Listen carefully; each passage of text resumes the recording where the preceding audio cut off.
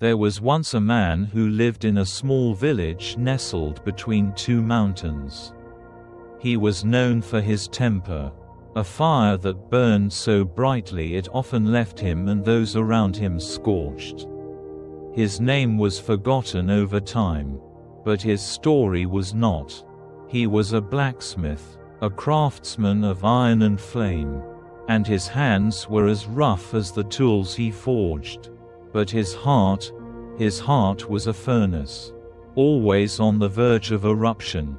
One day, a traveler came to the village, a monk with a quiet demeanor and eyes that seemed to hold the stillness of a deep lake. The monk had heard of the blacksmith's temper and sought him out. Not to judge or to preach, but to observe. He sat at the edge of the forge, watching as the blacksmith hammered away at a piece of metal, his face red with exertion and frustration. The monk said nothing, but his presence was like a shadow, always there, always silent. Days turned into weeks, and the blacksmith grew increasingly agitated by the monk's presence. "Why do you sit there, day after day, saying nothing?" he finally demanded one evening, his voice sharp as the blade he was shaping. The monk looked up, his gaze steady. "I am waiting," he said simply. "Waiting for what?" the blacksmith snapped. "For you to see," the monk replied. The blacksmith scoffed and returned to his work. But the monk's words lingered in his mind like an itch he couldn't scratch. What was there to see? He was a blacksmith, a man of action, not contemplation. Yet, the monk's calmness gnawed at him, a quiet counterpoint to his own storm. One afternoon, a customer came to the forge, a wealthy merchant from a nearby town. He wanted a sword, the finest the blacksmith could make, and he was willing to pay handsomely for it. The blacksmith accepted the commission, eager for the challenge and the reward. But as the days passed, the sword refused to take shape. The metal cracked, the edges dulled, and no matter how hard he worked, the blade remained flawed. The blacksmith's frustration grew, and with it, his temper. He cursed the metal, the forge, and even the monk, who still sat silently at the edge of the workshop. "Why won't it work?" he shouted one night, throwing his hammer to the ground.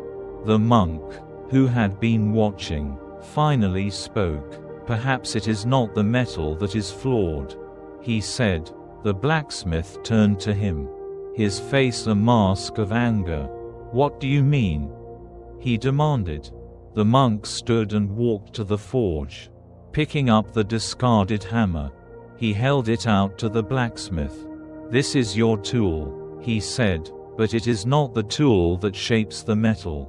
It is the hand that wields it, and the hand is guided by the heart." The blacksmith stared at him, his anger giving way to confusion. "What are you saying?" he asked. The monk placed the hammer back on the anvil. "Your heart is like this forge," he said. "It burns hot, but it is uncontrolled. You cannot shape the metal if you cannot shape yourself."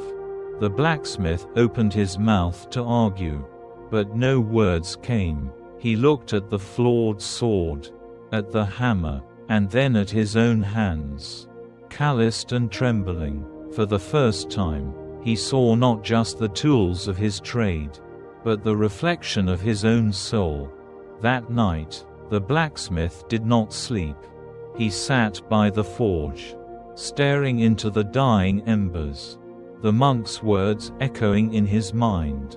He thought of all the times his temper had cost him, the friendships he had burned, the opportunities he had lost, the peace he had never known. He thought of the sword, flawed not because of the metal, but because of the hand that had shaped it. And he thought of the monk, who had sat in silence, waiting for him to see what had always been there. When the sun rose, the blacksmith returned to the forge. But this time, he did not pick up the hammer. Instead, he sat where the monk had sat. And he waited. Days passed, and the blacksmith did not work. The merchant grew impatient, demanding his sword, but the blacksmith remained still. The villagers whispered, wondering if the blacksmith had lost his mind.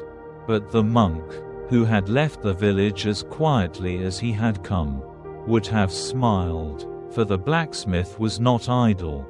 He was learning. He was learning to sit with his anger, to feel its heat without letting it consume him.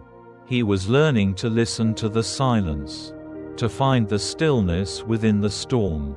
And when he finally picked up the hammer again, his hands were steady, his heart calm. The sword he forged was not just a weapon, it was a masterpiece, a reflection of the man he had become.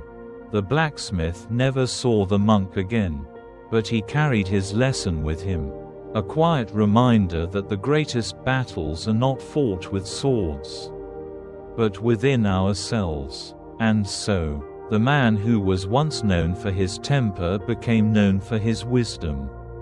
A blacksmith who had learned to shape not just metal, but his own soul, and in the stillness of his forge, he found a peace that no flame could ever burn away.